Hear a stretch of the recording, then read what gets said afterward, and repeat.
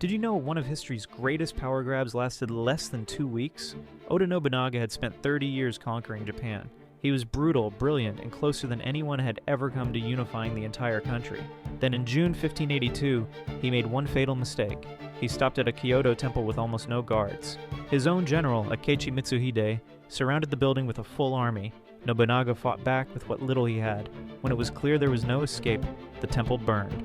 He was gone. Mitsuhide had just killed the most powerful man in Japan.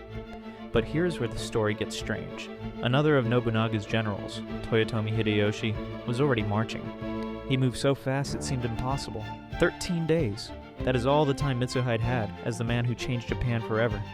Hideyoshi crushed him at the Battle of Yamazaki. Mitsuhide was dead within hours of losing.